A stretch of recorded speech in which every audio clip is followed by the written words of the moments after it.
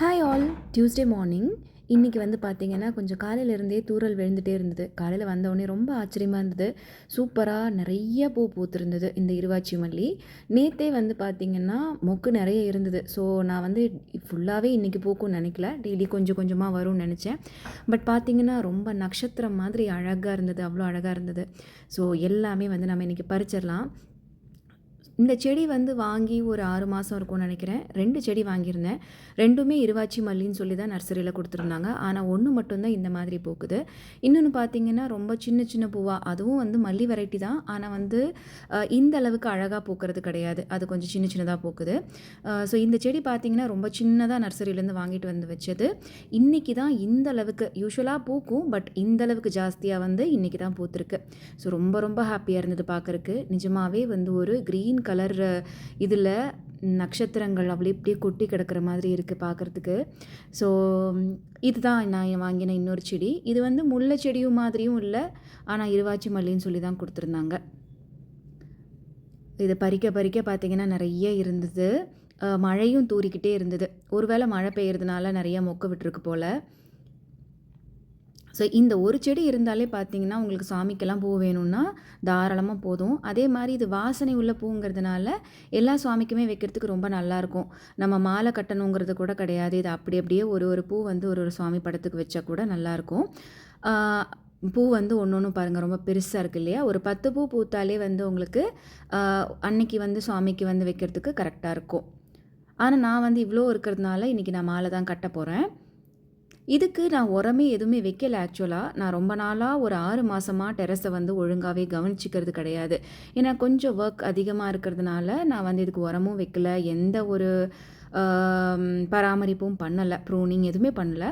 So அதுவாகவே வந்து இந்த அளவுக்கு பூத்துருக்கு. இப்போ தான் தோணுது இன்னும் கொஞ்சம் உரம் வைக்கணும் அப்படிங்கிற மாதிரி. ஸோ இதெல்லாமே பறிச்சாச்சு. இனி அடுத்தது பார்த்திங்கன்னா அந்த முல்லை மாதிரி இருக்குல்ல, அதையும் பறிச்சிடலாம்.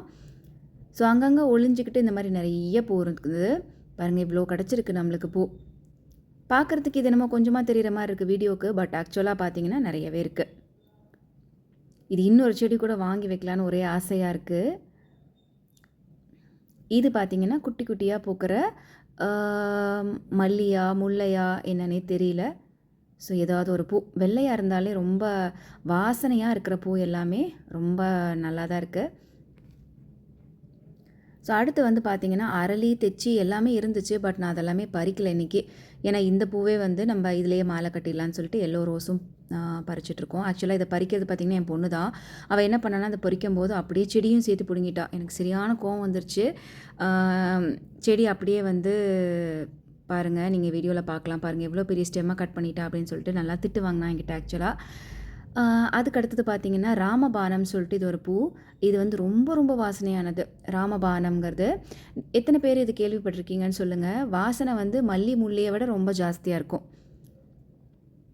ஆனால் பூ வந்து பார்த்திங்கன்னா ரொம்ப குறைச்சலாக தான் வரும், கொஞ்சம் கொஞ்சமாக தான் வந்துகிட்டே இருக்கும். ஆனால் 4 பூ வச்சாலுமே இதில் அவ்வளோ வாசமாக இருக்கும். ஸோ அதையும் பறிச்சாச்சு. இது எல்லாமே சேர்ந்து நம்ம இன்றைக்கி ஒரு கதம்பமாக ஒரு மாலை கட்டிடலாம். அடுத்தது இன்னொரு ஆரஞ்சு கலர் ரோஸு, அதுவும் வந்து பார்த்திங்கன்னா பூத்திருந்தது. ஸோ இது ஒரு மொக்கும் விட்டுருக்கு, ஒரு பூவும் வந்திருக்கு. ஸோ அதையும் நம்ம பறித்து எடுத்துக்கலாம். ஸோ நிறைய பேர் சொல்லுவாங்க, சில பேர்லாம் வந்து இந்த மாதிரி டெரஸ் கார்டன் வீடியோலாம் போடும்போது அதில் ஏன் வந்து இவங்க கையில் பறிக்க மாட்டாங்களா, சிஸ்டர்ஸ் தான் பறிக்கணுமா? நான் சில கமெண்ட்ஸ்லாம் பார்த்துருக்கேன். ஆக்சுவலாக என்னோடய வீடியோவில் இல்லை, வேறு வீடியோஸில் பார்த்துருக்கேன். பட் என்ன ப்ராப்ளம்னு பார்த்தீங்கன்னா அதை வந்து நம்ம வந்து ரொம்ப பார்த்து நிதானமாக பறிக்கணும். இல்லைனா இந்த மாதிரி தான் செடியவே வந்து பிடுங்குற மாதிரி ஆகிடும். ஸோ அதை வந்து வேஸ்ட்டாக போயிடும்ல. நம்ம சிசர்ஸ் வச்சு கட் பண்ணோன்னா கொஞ்சம் நீட்டாக கட் பண்ணலாம். இல்லை பொறுமையாக கட் பண்ணுறவங்க கட் பண்ணணும். அடுத்தது இது வந்து ஒரு சங்குப்பூ. அதையும் சங்குப்பூ கொஞ்சம் ஒரு 2-3 பூ தான் விட்டுருந்தது. ஸோ அதையும் நம்ம எடுத்துடலாம். இது பார்த்திங்கன்னா ஸ்பைடர் லில்லி. ஸ்பைடர் லில்லி நிறைய வந்து ரோட் சைடில் பார்த்துருப்பீங்க. இது ரொம்ப வாசனையான பூ. நிறைய பேருக்கு இது இவ்வளோ வாசனையான்னு தெரியாது. நீங்கள் பார்த்தீங்கன்னா ஒரு ரோஸ் மில்கோட வாசம் அடிக்கும் இதில். வெண்ணிலா ஃப்ளேவருங்கிற மாதிரி ரோஸ் மில்க் இந்த மாதிரி வாசனை அடிக்கும். இதுவும் சுவாமிக்கு தாராளமாக வைக்கலாம். ஏன்னா வாசனை இருக்கிற பூ எல்லாமே வைக்கலாம். ஸோ இதையும் நம்ம வந்து பறித்து வச்சுக்கலாம். இது வந்து ஸ்பைடர் ஷேப்பில் இருக்கிறதுனால இதுக்கு பேர் ஸ்பைடர் லில்லி இதுக்கு பேர். ஸோ எல்லா பூவையும் பறிச்சாச்சு. மழை வந்து லைட்டாக தூறிக்கிட்டே இருந்தது. அடுத்து பார்த்தீங்கன்னா, இதில நெறைய மொக்கும் இருக்கு. இப்ப நாளைக்கும் மேபி வந்து நெறைய இதே மாரி பூக்கும்னு நெனைக்கிறேன். ஏன்னா மொக்கு பாருங்க எவ்வளோ மொக்கு இருக்கு அப்படின்னு சொல்லிட்டு. ஸோ இது வந்து பார்த்தீங்கன்னா, ரங்கூன் க்ரீப்பர்ன்னு சொல்லுவாங்க. இதுவும் இருக்கறதுலயே நான் வந்து அ ரொம்ப ஆசையா வாங்கி வச்சது. இது பார்த்தீங்கன்னா, கொடி வந்து ஃபுல்லா ஃப்ளவர்ஸா இருக்கும். ஸோ இதுவும் பூத்துக்கிட்டு இருக்கு. பார்க்கலாம் இது எப்படி நெறைய வளருதான்னு பார்க்கலாம். இதில 2 குருவி வந்து பார்த்தீங்கன்னா, அப்பப்போ வந்துட்டு வந்துட்டு போகும். அந்த குருவி வந்து நைட் இங்கே வந்து ஸ்டே பண்ணுது ஆக்சுவலா. நைட்டு வந்துட்டு காலையில பறந்து போயிடுது. ஸோ இது எல்லா பூவும் பறிச்சாச்சு. பறிச்சு இதை ஒரு மாலையா கட்டிடலாம். இந்த ஆரஞ்சு இல்லைன்னா இந்த ஆரஞ்சு ஃப்ளவரை தான் நான் வந்து ஒரு கீழே வந்து ஒரு லாக்கெட் மாதிரி வச்சுட்டு மேலே அப்படியே மாலை கட்டிடலாம் அப்படின்னு சொல்லியிருக்கேன். ஸோ சூப்பராக இன்றைக்கி கிருஷ்ணருக்கு வந்து ஒரு மாலை போட்டுடலாம். எனக்கே ரொம்ப சாட்டிஸ்ஃபைங்காக இருந்துச்சு இந்த மாலை போடும்போது. ரொம்ப அழகாக இருக்கார் கிருஷ்ணர் ஆக்சுவலி. இந்த இருவாச்சி மல்லி வந்து ஆல் சீசன் எல்லா சீசனுக்குமே பூக்குது. நிறைய பேர் வீட்டில் மல்லி தான் வளர்க்குறாங்க. இந்த இருவாச்சி மல்லி வந்து வச்சு பாருங்கள், ட்ரை பண்ணி பாருங்கள். நிறையா பூ பூக்கும். மெயின்டெனன்ஸும் அந்தளவுக்கு கிடையாது. எவ்வளோ அழகாக இருக்காங்கல்ல. ஸோ இன்னுமே பார்த்தீங்கன்னா கொஞ்சம் மிச்சம் இருக்க பூ அதை நம்ம வந்து உருளியில் வச்சு டெக்கரேட் பண்ணிடலாம்.